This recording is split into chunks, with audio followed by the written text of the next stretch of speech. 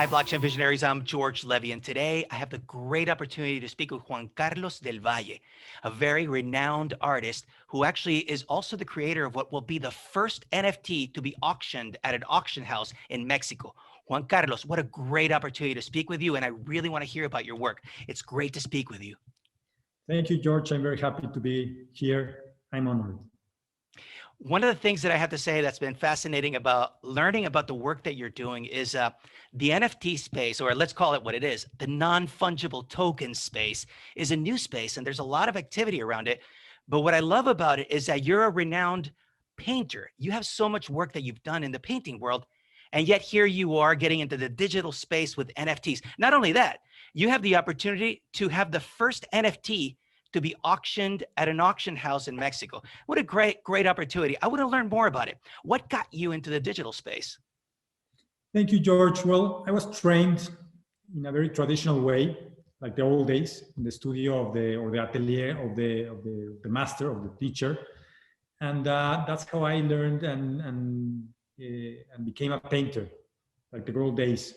Learning to draw, a big importance on the skill, on the training part of learning how to draw, how to paint, the material, the technique.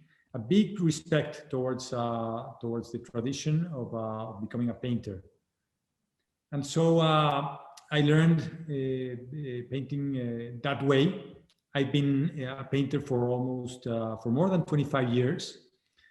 And I've explored painting through more than 2 decades. There has been throughout the past century a lot of declarations and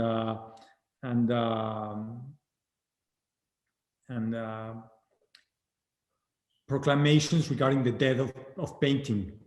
And painting is alive.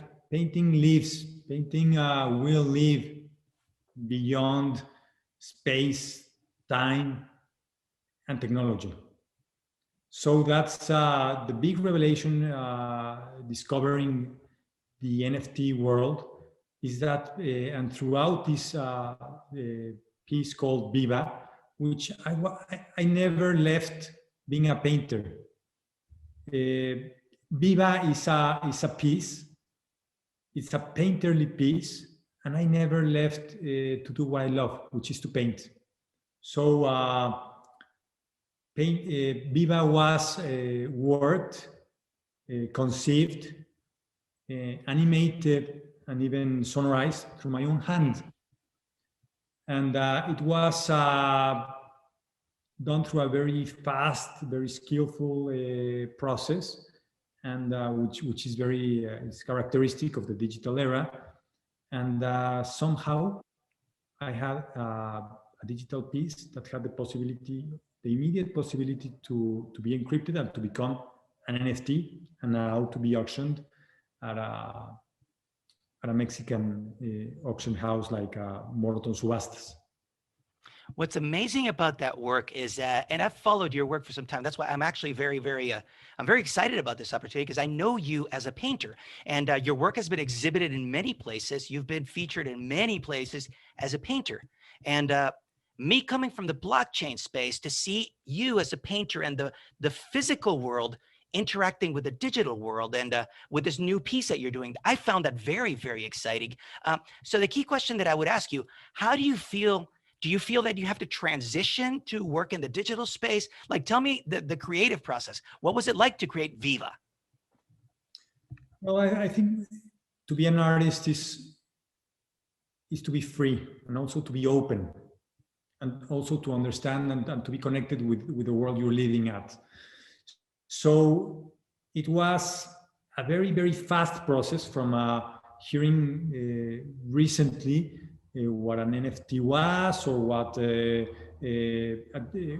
meant to encrypt a digital piece, or the basic possibilities around it. And somehow the piece was done. I conceived it, the image came to my mind, it had a purpose, it was an honest piece. I didn't have to do anything that didn't belong to my own skill, to my own artistic or creative process. It was just like a flow, which is incredible. Something that seemed very distant to me because I work with brushes, I work with colors, with pencils or with charcoals, with my hands, and coming from a very traditional skill, not digital, not into computers. Somehow I'm in there. I'm part of it without even having to learn a digital or a technological process. So it's part of this flow and part of the rhythm this digital world has in itself, and it's just flowing in it. The piece was conceived. It had a purpose. It was a very honest and very sincere, genuine creative process, which ended up in this in Viva, which is alive. On one part, it's again a proclamation saying that painting lives and is alive, and through the through a painterly language, uh, to work a piece, to work a painting, and to let it evolve into a digital piece where it has sound and is animated by my own hand. Wow. I didn't do it through a computer, but through my own hand. And the thickened pasto, which signifies or sort of shows a shape of a heart, is being animated. It's beating, and it has it has a sound, and it's beating. The painting is alive. The painting has a heart and is beating and will continue to beat infinitely through the possibilities of the digital world, through the digital space. That's the purpose of this piece.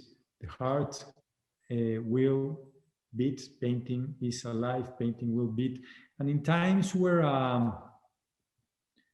death and fear has more volume nowadays because of obviously of the pandemic, I think it's very important. It's it's a need of the human nature to be alive, to feel alive, to live in a more intense way, and in a collective and constant and common beat, our heartbeat. That's a So very, all that. very powerful message, and much needed the way that the world is heading. You know what you were saying there to me, me knowing the work as I've known you through years, looking at your paintings. But now that you talk about I guess these multimedia elements, you've got sound, you've got animation, there's like a whole spectrum of different colors and angles to this piece that you haven't done in the previous, like what you would call a traditional painting. You have a whole plethora of different other, like a whole new palette of different colors to work with, only their sounds and their animations. Totally, and also the to have all these possibilities of sharing this proclamation, to sharing my own work. That is simply incredible. It can go anywhere beyond the physical or material planet or world. Powerful. Thinking of the digital world in a parallel where both meet. So the message has no limit. The heart is the first organ to be born, and it's the last one to die.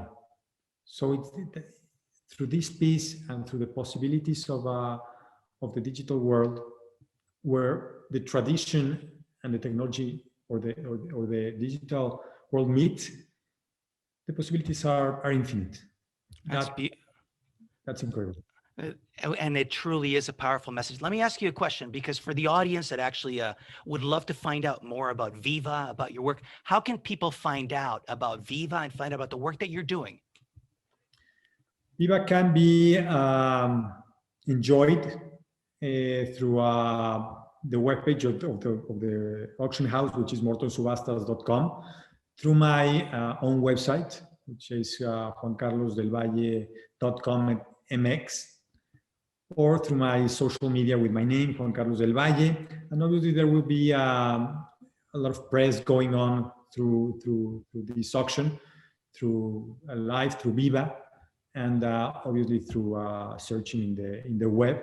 You can find a lot of information around this piece, which was originally conceived and worked to live only in the digital space.